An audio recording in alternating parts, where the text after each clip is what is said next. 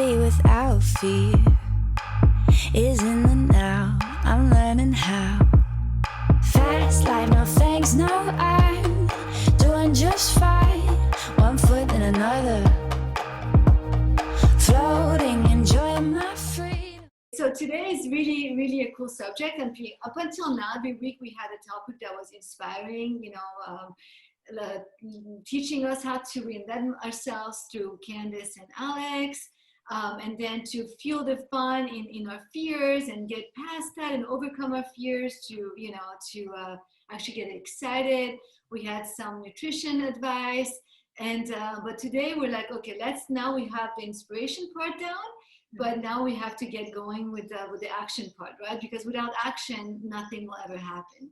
So I think all of us, we all had ideas and dreams in our lives. Some of us, it took us a while to get to the point of actually from ideation to execution. Some people are just in the ideation process and dreaming and thinking and too afraid and to get past that stage, just because maybe they don't have the tools, or they're just afraid because it may not be the perfect time or the perfect situation. But one thing that Corona has taught us is that there's no perfect time. There's no perfect situation. You can be as prepared and organized as you can be, and something like this happened, and we're just blown out of the loop. And this is actually the time to become, innovative and just push hard, because we have nothing to lose, right? Mm-hmm. So I'm gonna just, for my part, most of you know, hi Kathy. I moved to Switzerland almost 7 years ago. I cannot believe it. And I know from New York, and out of desperation, I came from a creative background, and when I came here, I knew nobody, and I had to really figure out where I was, and so I created this blog. I've moved around all my life, from Iran, Tehran to Paris, from Paris to LA, from LA to New York, from New York to Zurich. So each time, I had to start almost from scratch. New places, new people, new cultures, a lot of times new language, except from LA to New York. And when you start somewhere new, when you feel invisible, and you are invisible because no one knows you, right? So you could pass by people, they've never seen you, they're not going to pay attention to you. So there's nothing more daunting than being somewhere and feeling invisible, and not knowing who you are anymore, because the person you were maybe a few months ago back home or back wherever that was is not the person here. You have to adapt to the new culture. Coming from a creative background, Zurich, as most of us know, at least back then, was not the most creative place. Either you're in banking or pharma, and and that was not me. I came from like the creative side of things, and I knew nobody. So I did a bunch of little jobs, and but I really was craving this creativity. I needed to be creative, and I needed to make Zurich my home. I needed to find a place a space where I could be creative, get integrated, get to know people, local people, and then make money out of it, hopefully. So this was my big why. I needed all that. If I didn't do that, I would get depressed. I would get sick. I would lose my joy of living, and I would maybe also jeopardize my marriage. Because when you're not happy, the person closest to you gets the blunt of it. So my why was pretty big. I had to reinvent myself. So I picked all the skill sets that I knew I had in terms of my personality, of also the things that I've done, to combine them all and create something new. So I knew, I was a producer in New York. So I knew that I was organized, and I knew that I was reliable. I was very creative. I've always been a connector. I like people, and I always had a big network. I think I'm engaging. I think I'm also a go-getter, and I don't let fear, stop me. So all these things together, I'm like, what can I do? Let's start a blog. Mind you, I didn't like to write. I did not know how to take photos. I didn't know how to do videos, even though I produced them, but I never actually did them. So because I was invisible and I had everything to lose, but at the same time, I had nothing to lose because no one knew me. So I might as well start something if I did bad, then no one except for a couple of people like Natasha here or my husband here would have seen it. So what do I have to lose, right? So I went full force. And I learned a lot. What I did, I was emailing people, I was calling people, and I was just getting things done. I started with not a clear idea of what I wanted to do, but my why again was very strong. So I just kept going, and then slowly, and I learned, I made mistakes, I kept going again, I kept making more mistakes, and I kept going again. And then it became something, pretty nice. People kind of, brands started asking me for collaboration. People like, the tastemakers asked me to interview them. I started traveling to the best places that one could imagine. I started doing a lot of amazing things just because I let go of my fear initially. And I just went into the do zone, because without action, you can dream as much as you want, you will get nowhere. The dream state will just stay in the dream state, and you can talk about to your friends and family, but that's it. You will never have a legacy, nothing will follow through. So that's what I did. And, and it's been now 5 years and I love it. And 3 years ago, I decided to challenge myself again and get into the coaching space, which I love. And utilizing again all my skill sets, combining them all to become, to help people and then corporations get closer to one another and people to achieve their dreams. And I work a lot with people who are stuck and they need to reinvent themselves. I've become like the personal reinvention architect. Brick by brick, step by step, I'll help people reinvent themselves the same way as I did with me. So that's just really because I don't want to take a lot of time from our special guest. So this is where I got, so from an idea to actually execution. It's very important. And throughout it all, I was inspired by my friends, by my family, by books, by teachers, by coaches, and I just kept going. So without any further ado, I want to introduce you to my amazing guests here, Sarah and Forti. I love them. I've met Sarah, a few years ago, actually through all these events, because she's an influencer and a blogger. And she always looked so fabulous and always so sweet from the French part. So we would always speak French to each other, but we always said, let's do something together. And we never happened, right? Mm-hmm. So Sarah is a connector. She's big in marketing and fashion. She's an influencer. And she actually she's a smart head, she studied at one of the most difficult universities, I think, St. Gallen, where you guys maybe met, right? Forti and her. And so she's smart, pretty, and also very, very driven. She's very young. She's what, 20? 27. 27. That young though. Yeah, and I know I look like I'm 16, but no, but you're having a life of a whole life already, and so and I want you to tell your stories, but just as a general. So then a few months ago, right? Already, I lost track of time, but you guys, Sarah and Forti, decided to open this space called Villa Nomad, right? A space for creative people, influencers, and content creators to come and connect, create a community, but also have a space where they can work in peace while not spending a fortune. And I love your business model. It's all about really creating a space for people to thrive, right? Forti, you also come from a marketing and business background.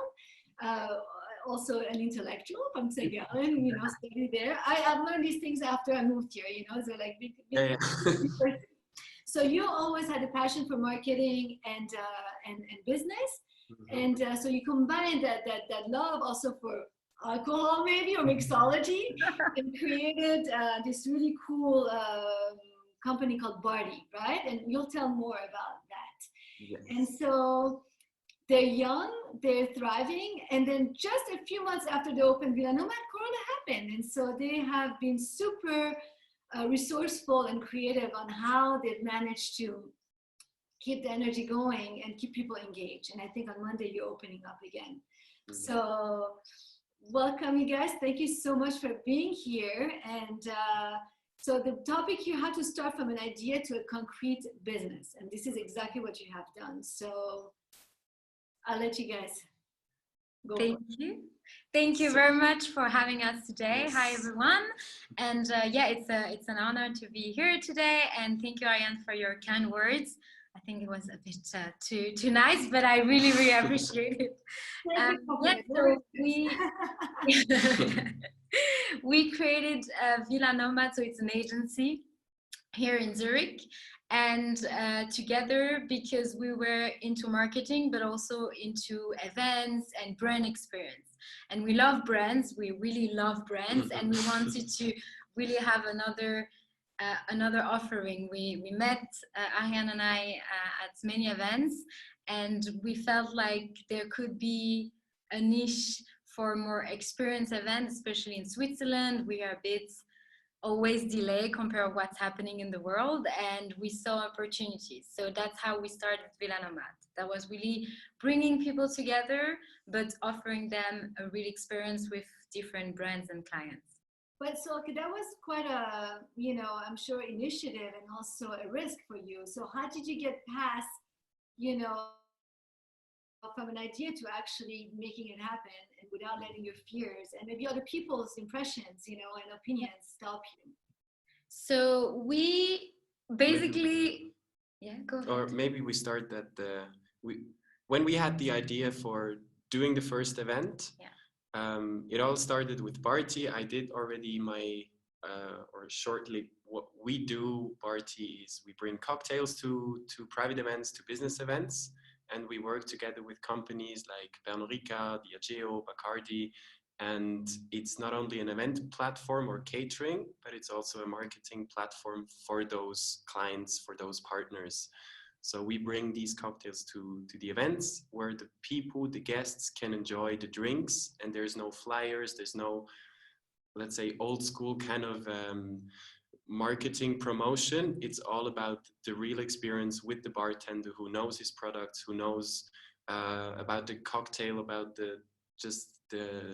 he has the skills, and he can talk to the customers at the bar about not only this product, but just what we do. And it's really an interactive way of a platform. So this existed for like 2 years, 1.5 years. And then we thought we really want to do an event that is experience driven, that is fun, that is something unique, with influences, with press, but not only with Barty in the center, but really something where different brands can have a platform to thrive, to engage with people in a different way, not just a brand or press event where there's one brand and one presentation and one whatever, but more a gathering of friends, of creators, of talents, of influencers who meet, who have a great time together and can experience these brands in a different way. So we just had the idea, let's do an event, let's bring in brands, different things that could match, brands that normally maybe not be, I don't know, in the same sector, but just the target group, maybe a similar target group, maybe the interest of the guests. If you're a food blogger, you may be interested also in cocktails, for example. So let's bring Belvedere together with Sprüngli. They're both high-end brands, but one is mostly into the food and one is mostly into liquor and cocktail. And then so we had the idea of doing this event and wanted to create this special atmosphere. And so I'm from the French part of Switzerland, and Fatih is from the German-speaking part of Switzerland, and we had our network in both region, and we thought we want to connect all those bloggers or content creators together. They know each other from social media, but they actually, most of them haven't met, because every time there is an event happening for a brand, it's often one is happening in Geneva and one in Zurich. And we thought, okay, let's make an event, invite all those bloggers on a Sunday, and then create a fun experience. And we will just ask brands if they want to take part of it or not. So we just reached out to a few brands, and amazingly, they were in. And we had just this amazing location in Lucerne from a friend of ours. It's a villa above the lake of Lucerne, and we had the best weekend in April, like very sunny, but it has snowed the week before, so it was just an amazing landscape and very cliche in Lucerne. And we really wanted to bring people together, and we told them, okay, bring your plus one and come meet everybody in Lucerne. And people from Geneva came, people from Lausanne, from Bern, from Zurich, and we thought, oh, maybe they won't come because often events are happening in Zurich, so you don't want to move around. But in the end, it was a real success, and we had amazing brands. So Barty was collaborating with Belvedere Vodka, but we also reached out to MAC Cosmetics. So we had a room which was only about cosmetics, and you could get your look done and pampered. And there was this very amazing kind of Louis XIV bathroom, and we thought, oh, this could be fun to have a kind of brand that would match the theme of the green bathroom. And we asked Jo Malone if they wanted to be part of the event, and they say, yeah, of course. It's a great opportunity to not only speak to beauty bloggers, but also maybe to lifestyle or beauty, like food bloggers that also like beauty products, even though they maybe not have the expertise in it, but still use it. So it was really kind of a spontaneous idea. We had it, and we just set a date, and we're like, okay, let's do it. Let's reach out to people we know, to our network, invite people, and let's do it. So it was really, we didn't really thought of. No, it was super spontaneous. Yeah, like we had the idea, we knew we need to reach out to the brand, so we did a pitch, like I don't know, 7-8 pages of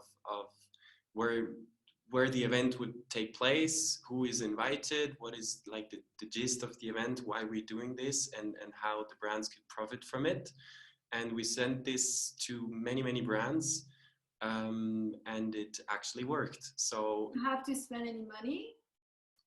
Basically, no, not really. That was the beautiful part of it, because we just did, or everything actually we did with Villa Nomad, with Barty, with this space here, we started from zero, and then just by talking to people, having connections, and hey, let's do something, you can do so much. So let me respect, because the Villa Nomad, it's not in Lucerne, it's this amazing space in Zurich that you took and completely refurbished. So this is the VN Residency. Yes, the residency, right. So you completely refurbished it. And but that's that's really like, one would see it and would think, oh my God, they must have spent a fortune. So that's what I love about this story, is that you can have a dream, and money is not always, this should not always be the stopping point, right? It's all about your network, it's all about how you engage people, it's about your unique selling proposition and what you have to offer, right? So I would love to delve more into that, because a lot of people stop at the idea of, I don't know anyone, I don't have the money, I just have an idea, and then what, right? So please tell us. Yeah, maybe the first event, so we knew the one who owned this beautiful building, beautiful villa. So that's how we managed to get this one for free. So it's already rent-free event, which is amazing.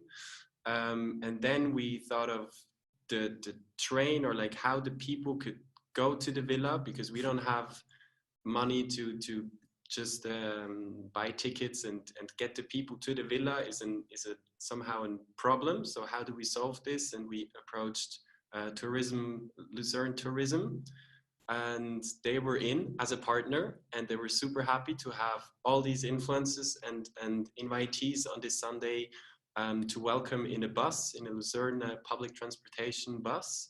And we did a quick, like I don't know, 30-minute tour of the city, different sites of the city, and then brought the people to the villa. And so the journey was paid, and we hadn't spent anything, and people were discovering the city of Lucerne, and the city of Lucerne was super proud to have guests. Did you ask them to write about the experience? Is that how you got? No.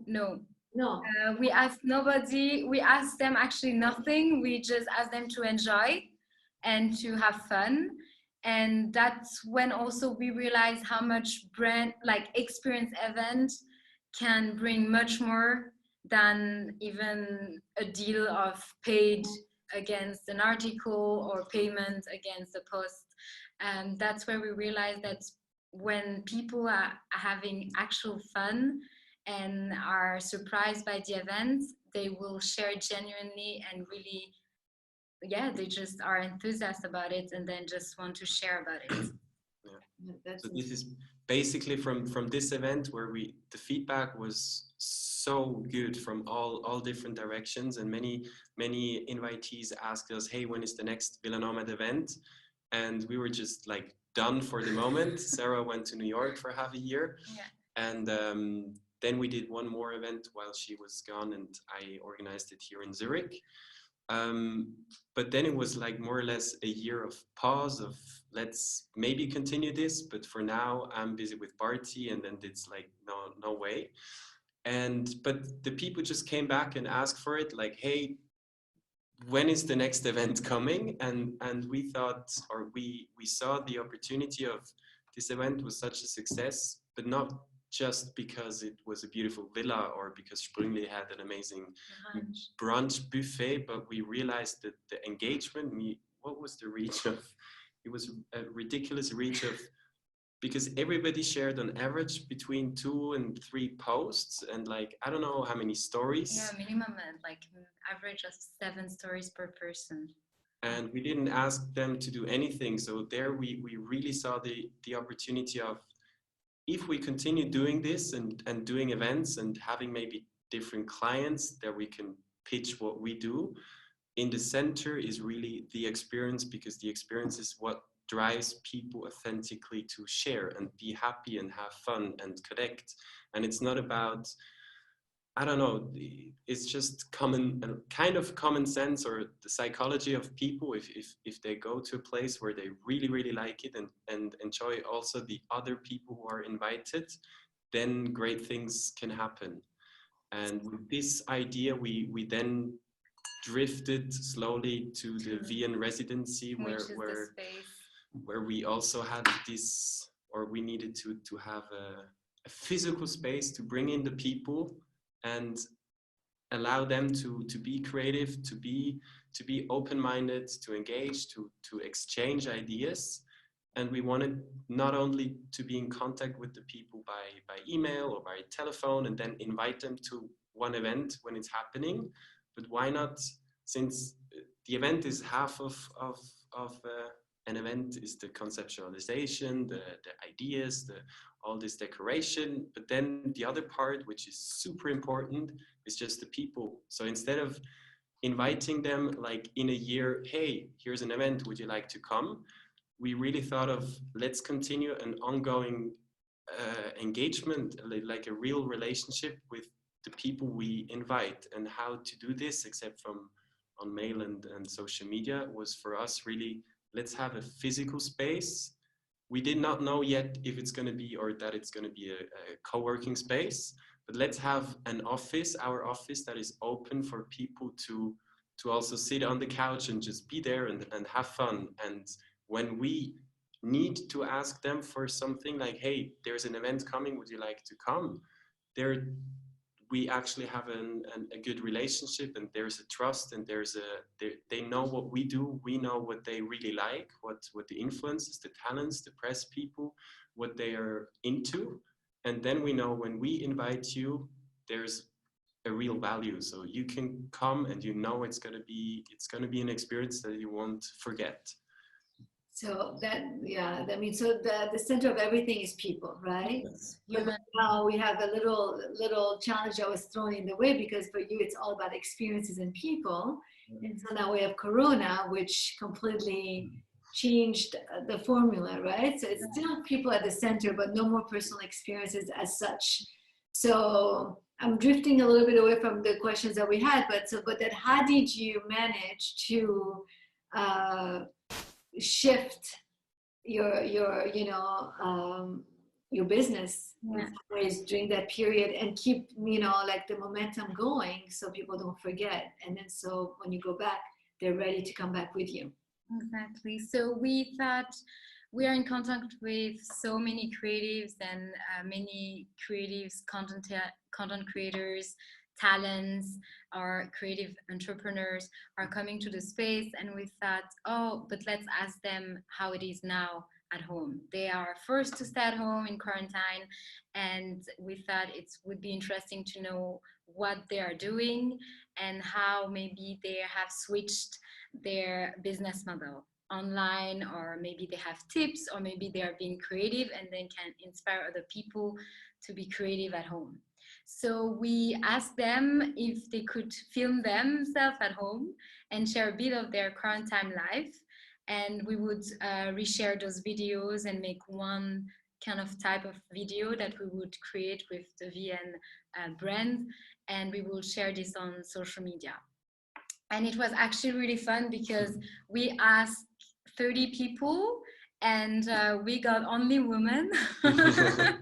Guys were a bit shy, but it was great because we had photographers, foodies, bloggers, coach, many people, and with different backgrounds, also different age group, and it was really inspiring to hear all their stories. And we shared this on social media, and that was a way to keep going with the community, to inspire people, and to stay connected even though we were in our home and in between our four walls. So what has been a big learning for you business wise this whole time? I think the more constraint you have, the more creative you get. I mean, for us, it started with this space. We are in the middle of Zurich. It looks like a Brooklyn, Williamsburg kind of architecture building, and we got it, and everything was raw. We had only water and heating, and not too much of a budget. So for us, every time we have constraint, we have to be even more creative to come up with solutions. It's a challenge. It's a challenge, and I think we like challenge. So I think constraint can only bring positive, even though in the first time you think, no, this ruins everything. It's not what I was planning, but in the end, you have to think out of the box and find other solutions. Right, you have to keep going. You have to keep going. Behind every challenge there's an opportunity, right? Exactly. And so the thing is, afterwards, that people will be so fed up with the physical isolation that they'll just run to, be careful because we have to, the 5 people rule and whatnot, but still, I think, so how do you, like there are some questions that you said people always ask you, like, how do you manage everything, and do you do it all by yourselves? You have partners, from what you just told us, and I think in terms of finances, those partners are sponsoring you guys, or how do you do it? Because again, one thing that stops, like the biggest thing is fear that stops most of us from pursuing our dreams, but then it's the financial aspect of it, right? So, and actually in my slides, which I didn't get to share with you, I had a little breakdown of my initial capital spending for my blog. I think it was just cameras and gear and then the WordPress. I think at the most maybe $2,500, to start a business, but so I think that's something that stops a lot of people from even trying because they think that it's impossible. So I really want you to debunk that idea and show us how you guys do it and did it. So maybe with the space, that was kind of fate, because we really had the idea in our heads, and somehow just on mood boards and visualization of it. What we could do, and we had the idea we want to have in some way or another a physical space where we can bring in all those different types of people. And then by luck, fate, whatever it was, we found this location because I, with Barty and another company, Mix, who is also here with us in the shared office, we were looking for a space in Zurich for like an office space of roughly like 60, maybe 70 square meters, just enough for 2 companies to have like a desk, and we can afford it, so we can share it. It's perfect. And then we stumbled upon this VN Residency, what it is now, and we just absolutely fell in love directly, because where in Zurich, in the center, you have a building with 6-meter high ceilings and shed. Go in Zurich, I urge you to go check it out. Natasha, I'll show you Adina too if you go to Zurich. But it's oh, you're there right now. Can we show it? Yeah, we are there. Oh, okay. It's just we are in the meeting room right now, but you can maybe see a little bit that it's very high and amazing. And so we saw it, and we told ourselves, this is obviously a one lifetime opportunity, especially for Zurich. There is not so many buildings like this in the city center, and we took a risk. Yeah, we did. Like the biggest risk of our life, actually. What was it? What was the risk? Well, we signed knew, a contract. Yeah, we knew the price for this. It's basically 25 square meters big, and we knew there's party, there's mix, and there's Villa Nomad. But yeah, it's still a lot of rent that we need to cover every month. And so this really pushed us, because we are more on the emotional side than the technical, analytic, business side in this way. So we just fell in love, and we needed it. We need to make it happen.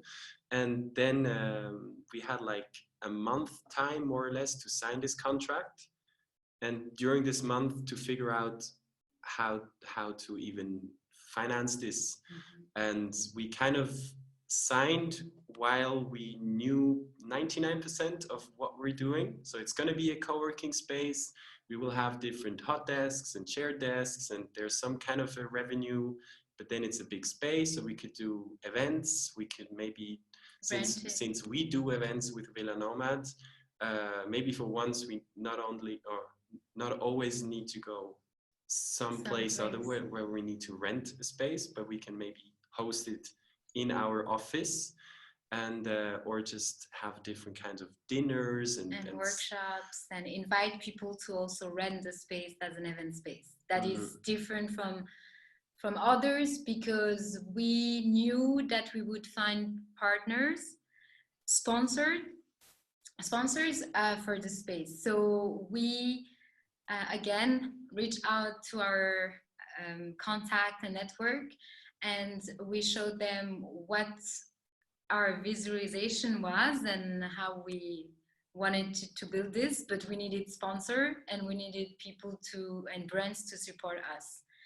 And yeah, everything in the space, from the light concept to the furniture to the kitchen, has been sponsored by brands. How about the rent? How do you go about the rent? So the rent we do with Villa Nomad Consultancy, with Barty. I mean, Barty pays its rent, and it's then also the co-working and a space that you can rent as anybody or a brand to do events and host happenings. Exactly. But so the rent was one factor that we knew it's going to be a high rent every month that we need to pay, but this we figured out more or less quickly how our business model could more or less have an equal, we don't earn anything, but just we have enough to pay the rent, to cover the rent with these events, with these different co-working desks. So this was not the big issue. The big issue was more, we have now, or if we sign it, we have a 220 square meter space, which is absolutely in the shell construction. There's nothing. And now we need to make it to something beautiful where we then can manage to make money out of it. So we knew we need to have some kind of partners that it's going to be furnished. We need to have electricity. We need to have all these different things. And basically for like 2-3 months, actually, we were just building and calling all our friends everywhere to fix things. So it's everything you see or touch is made by either us or friends or construction workers next door that we ask, hey, like in your lunchtime, do you mind plugging in this thing quickly for us? We can give you like, I don't know, $100 if you want, or invite you for a coffee. And we realized it's just the way of, if you're like a nice human and you ask, then there's so much coming back. And instead of doing it the proper way of emailing, I don't know, the electricians, the plumbers and all of those, and then they send you an offer of 5,000 for a work that either you could do yourself with like 2 YouTube videos and then the home hobby utilities, or maybe ask a friend and then you pay 500. So we did a lot of construction work. And at the same time, it was really our issue, the partners, to furnish, to have a space that has lights, that has a kitchen, and that has furnitures. And these are expenses that we can never cover by ourselves. So that was our entire time during this month, was really to figure out how to sell our business model, because it's not just another co-working space, it's really a co-working space for creatives and talents, and there's a certain niche market for brands that we, if we do it correctly, we could manage to have a take and give somehow. So instead of asking for a lot of money to come and work here, we can ask for maybe a contribution on your part, and then in the background we ask a partner to, instead of we buy it, we can offer you this space to showcase your products, where people, again, it's all about the experience, because you come in here and you can feel it, you can touch it. I sit on this chair, like for everyday work I do, there's a food blogger that can cook in the kitchen and experience really the Miele brands that we work with. And it's not just a product placement that they might send to an influencer to their home for 500 francs to post something about it, but it's more or less they come here and they feel, they see, experience. And the more they experience, they like it, or maybe they don't, but they have a genuine discovery of the brand. And the whole idea was to really think, we have a lot of creatives or content creators, press, who are interested in the space, and we thought, let's talk, like, let's switch our currency, not money, but into visibility. And that was really the point where the brands were interested to not only have a sort of living showroom where people come work as well, but also to a specific niche and target of creatives who could highly interact with the brand, and also make it and share it on social. That's amazing. So basically you took, like I did when I was explaining my thing, you took all your skill sets, all your networks, and then you put them together and created this recipe. So, and then from what I'm hearing, everything is really at the center is people, right? People actually are kind and generous if approached well with a good idea. Yeah. So, I mean, you have been taking a lot of risk. I mean, so the visualization thing works, obviously. Yes. It worked for you, and I think it's always good to visualize and to really keep this in mind. I mean, it takes time, of course, to get. We didn't the day we moved in, as Forty said, we had so many at least 3 months of construction, electricity, and it's also stressing because there is a clock ticking about the money and the rent, but at the same time, you have your visualization and you must keep and going, because it's gonna work and it's gonna be amazing. But it's a current, it's always a stress, but it's a good challenge stress. It's like a good fear.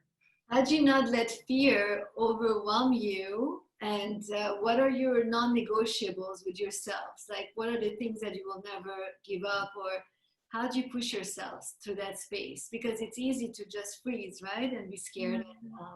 I think sometimes it does quickly for like maybe 2 hours or even a day of no way, it's not going to work. It's so much, or even if it's going to work, it needs 24 hours or more of involvement that I just can't keep on doing, because I want this so much to happen that there's no time for friends, families, for any kind of, even, I don't know, breaks for myself or food or anything of this. But I think both of us, and that's why we match so good in business and private. We just have this, always the bigger picture is so, we just know exactly how, or we think at least, can we think that it's gonna work. It has to work because it's just a great idea, and it's a great space. So why wouldn't it work? And this always keeps us motivated to all these struggles with I don't know what it is, construction and noise and things like this. We can just get rid of them because we have the bigger picture, always the bigger picture somewhere, without even talking about it. We just know it's gonna happen. It's gonna be an amazing thing, and this always keeps us just in a positive going way. And how do you deal with the naysayers? You know, the ones who always have, but you're crazy, that's not going to work out, it's too expensive.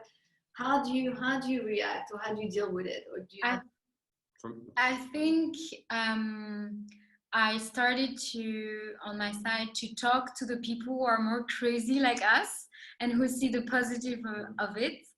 Because when you talk to people who are always, no, don't do this, or too scared, sometimes they can, like, their fear can actually come to you as well, and you feel their fear, and then this is really it's a negative thought for me, and I don't like to be too much in this position, and I rather speak less with some people, or not tell them everything. Like, maybe focus on the positive aspect, and maybe if there is one day a trouble that I have in mind because there is something that we need to fix or something like this, I will not tell them.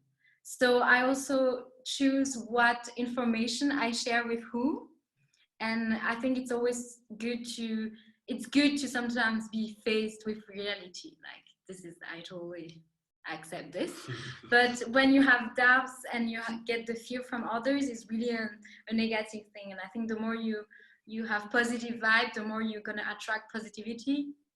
And I also try to always, like, share the positivity rather than the stress and the negative aspect of the project or any project. So for example, now before or during the Corona, actually before, we just wanted 1 week after the statement of the government came out, the lockdown, our official opening was planned for, like, in a week. And we had so many events, so many clients really ready for this March and April to just kick off. And we're so happy that finally, after more or less a year of doing all of this, it now has some fruit somewhere, so it's gonna work out. And then there was the lockdown, and well, we came up with the idea of doing this. Since we can't do events or welcome anybody here, what do we have? What can we try to still do? And that was the creator part of doing these videos, these short 2-minute videos of different creators, where we just thought, maybe, I mean, what do we have to lose? We can still grow our community. Now it's just online and social media, which anyways we need for our future business or current business.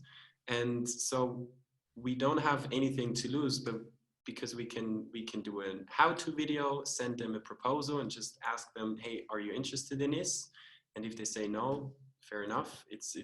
We don't lose anything in trying. But then at the same time, when we received, like, the first, second video, the people, or the message the people shared on their video was so uplifting. And then the feedback, so thank you very much, not just for having us, but to give me a positive vibe, because we concentrated really on in this video to give your current state, but also positive vibe. It's not about what you can't do now, why are you afraid, what's all of this, but really what positive outtakes do you take from this situation? And the feedback was so nice that we gained again, I don't know how to say it, like the courage of let's continue this, because people they like it, not just to see it, to view it, but they like to participate. They ask, hey, can I also participate? And it's something that it's again a good vibe, even though in this time. So I guess because we were afraid kind of to do it, because in the end it's people, and we're all about people, and if you mess up the relationship, it's somehow, that's never a good thing. But at the same time, what do we have to lose? Because the idea is nothing bad. It's actually a cool idea if you're uplifting, and in the end it was inspiring, and for us it was okay, let's focus on the people and the community, because obviously we can't have anything in the space anymore, and we can't welcome anybody nor hosting events or happenings. So since we only have a few more minutes left, so what I gathered at the end of the day, people are at the center, a dream, visualization, and just community and connecting. I think once you have those and you've been connecting all your life in a nice way with people, it pays off, right? And then, but just never stop dreaming, because you have nothing to lose, right? So you get more by trying than by failing, right? So you lose more from not trying than by failing, right? So I think, thank you so much. That's so inspiring, especially, because you're so young and so dynamic and, inspirational. I love it. So I know it's not easy, but everybody can do, not everybody has to have a huge space, but it's all about really take your idea, your dream, and just try it. You have nothing to lose, right? And be smart about it. And just connect with people that connect, and let the negative out. So now, anyone who has questions, maybe, please feel free, either in the chat room, or maybe if you want to just ask it out loud. Would love to see, to hear your impressions or any questions. Yeah, I have a question. Yes, go ahead. Sorry, I just I moved my place, so I'll put you on camera, to be fair. Sorry, I moved. I have a question. This is, of course, very intense what you're doing, a lot of work, and maybe I missed it. I don't know if I missed it in the beginning. Is it something you do next to your another job or something? Because from what do you make your living, your personal living? So or maybe when I started Barty, I was still a student, so I was really I did not have the existential need of providing for anything or anybody, because I was still living at home, or then in university I had an apartment for like 500 francs per month. I did a side job as a bartender, and that worked out. And at the same time, what do I have to lose creating this party business? And if it doesn't work, I just go back and looking for a job like everybody else from the University of St. Gallen, go into banking. That was just really not my thing. And then with Sarah or with Villa Nomad, I think it's the same. It's the same. Yeah, I was still studying when we started Villa Nomad, so it was actually a side project. And that's also when I left to New York. It was okay, I just had an internship there, so I left. And then when we came back, it was okay, we have still 6 months of university, and then it was kind of let's do this. So with Villa Nomad, we are doing consultancy and events and digital marketing campaign, so that's our main income. But we work all the time, and we are not we don't also we can just live with very little. I think it's important in the beginning to not expect a huge salary, but I think it's also that's when you are doing something that you are creating and building up, you invest so much time in it that it's more like a passion and it's not work anymore. So even though you work all the time and you receive little, and really little compared to other maybe job you would have after university, it's a fulfilling. There is maybe less money, but at the same time there is so much passion and discovery and motivation that it's equal. Yeah, it makes it kind of like even, but there is for sure I mean, less money. we were lucky to be kind of students, or just about not students anymore. But I guess if I would do it now I would just do 50% of work, or less, like a limit where I know existentially I need this 2,500 francs to live. But then I have 50% more time. I have 2-3 days a week plus the weekend. If I'm really into this idea, I can try to make it happen and start it a little bit. And then when you have proof of concept that it could work, then maybe slowly choose to not be employed anymore and really do this full time. But I think there is certainly a commitment you need to do of not having too much money in the beginning. Yeah. And even if you have a job and it doesn't allow you to do the startup because you don't have time, maybe if it's possible, how do you say? Well, you reduce your schedule. You planted the seed and now it's sprouting, and it's for the flower to grow and become a tree, right? So it takes time. And you're lucky you don't have kids and whatnot, so, and you're so passionate about it, it doesn't even feel like work. So yeah, thanks, Sandra. Did that answer your question? I had to mute you because there was a lot of background noise. Yes, thanks very much. Thank you. Any other? So Paulina says, you guys are so inspiring. Hope to see you growing and succeeding. Thank you. Very Anyone else? Any other comments or questions? I just quickly wanted to say thank you so much for such an inspiring talk. And if there is like a crisis going on and then listening to you guys, it's just, I don't know, the world just stopped for a moment, and it was so inspiring to just hear this positive and like, I don't know, killing it vibe. So it was amazing. And yeah, I know you since a while and we always knew from the business side, but I never had this feeling, and I feel like this is exactly what you need. Like I really see in you this true passion, and yeah, just very inspiring. Thank you very much. Thank you. Thank you very much for your kind words. Oh, there was no point. Yeah. I mean, it's not just even about Corona. Thank you, Carmen. Oh, so good to see your beautiful face.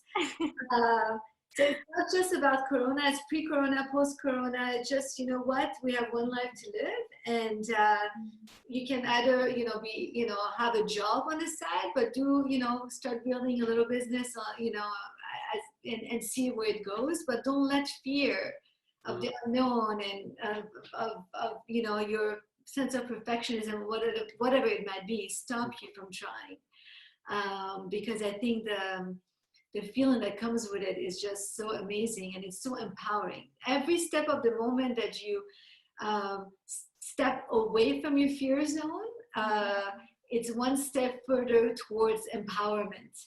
Every little win, small wins, the collection of all of them together brings a huge win, and the feeling of it is just like none other, right? So as we've learned, it's like shit happens, like my presentation, Corona, you know, earthquakes, you know, when I was in LA, whatever, things happen, deaths, you know, all of it. But then we're still here, you know, and so what are we going to do? We have two choices. Situation is what it is. So either we choose to use it to our benefit and overcome it and innovate from it, or we choose to get into that fear zone and get paralyzed. The situation will still be the same. Nothing's going to change. It's just our outlook and our output that's going to change our life.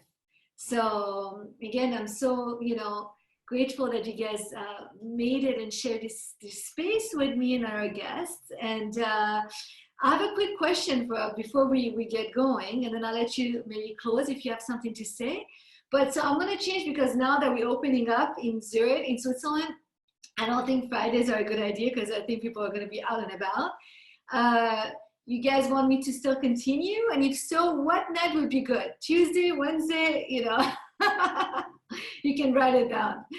Or, you know, I'll still keep going as long as I have amazing guests. But I think it's probably best to do it on a Tuesday or Wednesday. Tuesday, yeah. Because Fridays forget. We're already lucky that we have so many people right now. It's so beautiful. So, guys, do you have anything else that you want to say? Close with yeah, thank you for listening to us. I hope it was not between Barty, the agency, the space. It's always very confusing sometimes. But we just wrote also the website on the chat. So it's villanresidency.com, so you can have a look and get an idea of the space and what we do. And yeah, I hope we could inspire, or try to inspire. Yes. No, you did. You definitely inspired. You know, I mean, as you see, like all the comments here, and I think it's really important, like you were saying, not to get bombarded with negativity, because that's all we have all day long, right? So fear sells. You know, you get addicted to fear and negativity. But I think it's really, really important to stay positive, surround ourselves with like-minded people, and just keep on hoping, because that's all we have, right? Hope. And if we forget that, then life will be very sad. So I think, you know, life will always be like this, up and down and up and down, and we just have to try to cruise through it. We are in a lucky position that we're healthy. Hopefully all of us here, and then our families are well, and we still have a roof over our head, and we can eat, and we you know, so we have the basics, the more than most people, right? So then let's just go for it and just smile and let's dance through it. Thank you so much, and have an amazing evening. Favorite way to be without fear is in the now. I'm learning how.